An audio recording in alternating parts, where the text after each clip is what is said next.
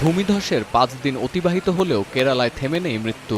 প্রায় 1300 কর্মীর অক্লান্ত পরিশ্রমে গেল শুক্রবার উদ্ধার করা হয়েছে 3 শতাধিক বাসিন্দাকে। সেনাবাহিনী, পুলিশ ও জরুরি সেবায় নিয়োজিতদের সঙ্গে উদ্ধার অভিযানে নেমেছেন স্থানীয়রাও। গঠন করা হয়েছে স্পেশাল টাস্ক ফোর্স। কেরালার উত্তরাঞ্চলে আগামী রোববার পর্যন্ত ভারী বৃষ্টিপাতের আশঙ্কা থাকায় সতর্কতা জারি করেছে কর্তৃপক্ষ। এছাড়া ওয়ানাড সহ আরও 4টি জেলায় জারি আছে হলুদ সতর্কতা। আলাদা জোনে ভাগ করে ক্ষতিগ্রস্ত এলাকাগুলোতে অভিযান চালানো হলেও টানা বৃষ্টির কারণে ব্যাহত হচ্ছে সেনাবাহিনীর কার্যক্রম।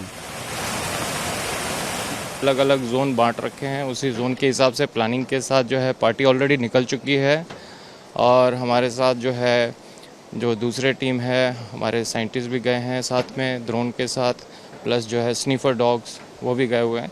तो मोस्ट प्रोबेबली जो है लेट्स सी क्या होता है। শুধু কেরালা নয়, ভারী বৃষ্টি ও বন্যার কবলে রাজধানী দিল্লি সহ হিমাচল, উত্তরাখণ্ড, কর্ণাটক, জম্মু কাশ্মীর, সিকিমেও শুরু হয়েছে নদী ভাঙন ও ভূমিধস। প্রাণহানি ঠেকাতে বাসিন্দাদের সরিয়ে নিতে কাজ করছে স্থানীয় প্রশাসন ও সেনাবাহিনীর সদস্যরা। এদিকে প্রতি বছরই এই বর্ষা মৌসুমে বৃষ্টির কারণে নানা দুর্যোগের কবলে পড়ে সৌন্দর্যের লীলাভূমি খ্যাত এই কেরালা রাজ্যটি।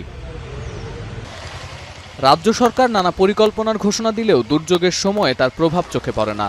তবে কেরালার এই দুর্যোগময় পরিস্থিতির জন্য জলবায়ু পরিবর্তনকেই দায়ী করছেন পরিবেশ ও জলবায়ু বিশেষজ্ঞরা।